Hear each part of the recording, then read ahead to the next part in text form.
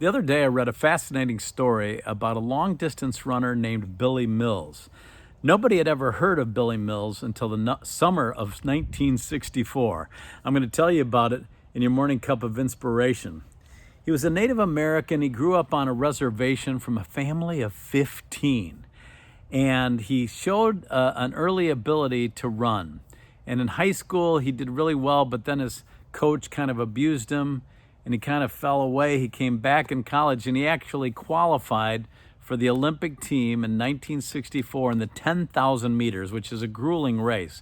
It's 6.2 miles. And he showed up in Tokyo, and the day of the race, there was a huge field of 38 runners. And nobody expected Billy Mills to do anything. A favorite in the race was a guy named Ron Clarke from Australia. He was the world record holder at the time. The race takes off, and surprisingly, halfway through the race, Billy Mills finds himself in first place. But Clarke and a group of 3 other runners had kind of separated themselves, so there were 5 of them that were really competing. Well, with about 3 laps to go, Clarke decided he was going to push the pace, and he took off. And Mills went after him.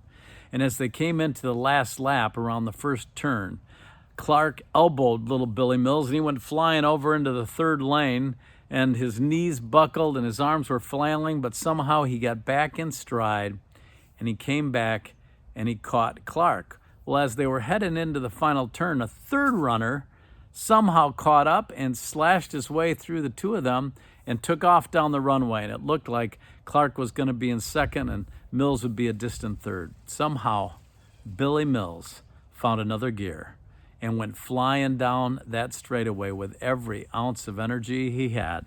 He caught and passed the other 2 runners and won the race, won Olympic gold, and set an Olympic world record, an Olympic record at the time for the fastest time in that race.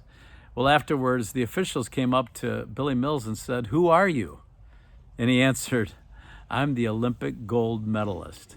Boy, with a lot of pride. What an amazing story. You know, life is a long distance race, and it gets difficult at times. And those are the times when you have to dig deep and find that extra gear. We read in Hebrews 12, 1 through 3, "Wherefore, seeing we also are compassed about with so great a cloud of witnesses, let us lay aside every weight and the sin which doth so easily beset us, and let us run with patience the race that is set before us, looking unto Jesus, the author and finisher of our faith, who for the joy that was set before him endured the cross, despising the shame, and is set down at the right hand of the throne of God. For consider him that endured such contradiction of sinners against himself, lest ye be wearied and faint in your minds." We can't get weary. We can't give up. No matter what you're going through, hold on.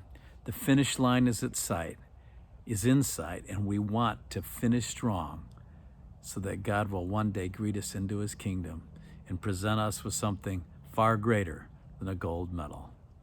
So be inspired by the story of Billy Mills and Hebrews 12 and run the race, and let's finish strong.